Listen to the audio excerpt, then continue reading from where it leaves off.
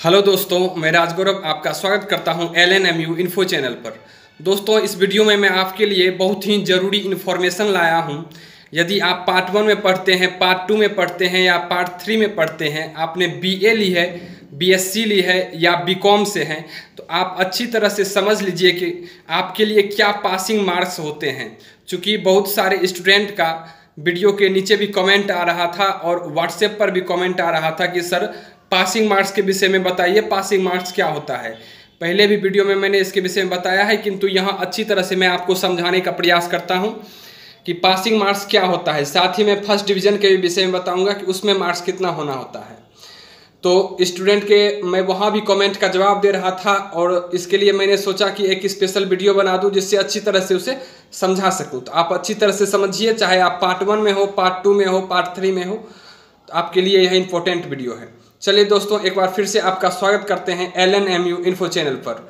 दोस्तों, यदि आपका ग्रेजुएशन का जो मेन सब्जेक्ट होता है, ग्रेजुएशन का सब्जेक्ट, उसमें यदि 45% है, आप जिस सब्जेक्ट से ग्रेजुएशन कर रहे हैं उसमें 45% है, तो आप पास हैं। और 45% नहीं है, उससे कम है, इसका मतलब आप प्रमोट या फेल कह सकते हैं। उसको प्रमोट कहिए या फेल कहिए, ठीक।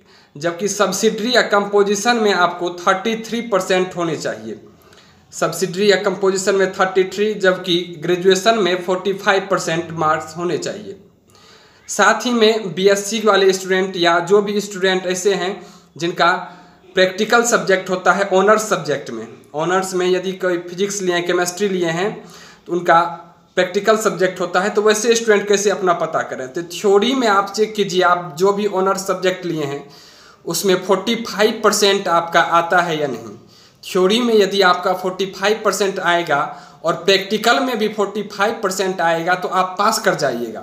सब्सिडरी में सिर्फ 33% होना चाहिए।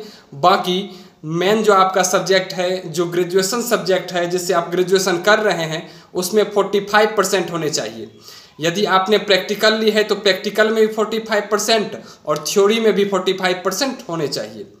ये सारे इन्फॉर्मेशन मैं इसलिए आपके साथ शेयर कर रहा हूँ कि बहुत सारे स्टूडेंट कमेंट कर रहे थे और नीचे बहुत का जवाब भी मैंने वहाँ दिया और हमारे व्हाट्सएप पर भी कमेंट आया था, तो हमने वहाँ भी उनका जवाब दिया। किंतु मैंने सोचा कि बहुत सारे स्टूडेंट जो नहीं जानते हैं, चूँकि पार्ट 1 के स्टूडेंट इसके विषय में कम जानते होंगे, पार्ट 2 एवं पार्ट 3 के स्टूडेंट तो जानते होंगे इसके विषय में मोटा मोटी, और पार्ट 1 के स्टूडेंट के लिए नई चीज़ें होती है। वो सोचते हैं कि प्रमोट वाला फॉर्म भरें या नहीं भरें, तो क्या मैं फेल हो गया। तो ऐसे सिचुएशन में उसको अच्छी तरह समझ लेना है कि आपने जो भी ग्रेजुएशन का सब्जेक्ट लिया है उसमें 45% चेक कीजिए, यदि होगा तो आप पास होंगे। जबकि सब्सिडरी या कंपोजिशन में 33% होने चाहिए।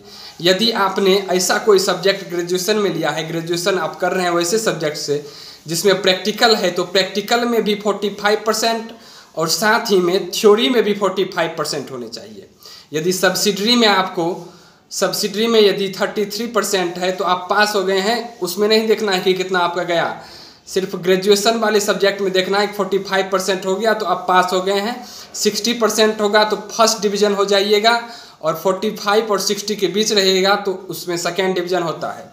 लेकिन 45 से नीचे यदि परसेंटेज आपका ग्रेजुएशन वाले सब्जेक्ट में चल गया तो आप इसका मतलब प्रमोटेड या फेल हो गए हैं। तो आपको फिर से फॉर्म भर के फिर से उसकी तैयारी करनी होगी और फिर से एग्ज़ाम देना होगा जिस सब्जेक्ट में आप प्रमोट कर गए होंगे। बहुत बहुत धन्यवाद दोस्तों।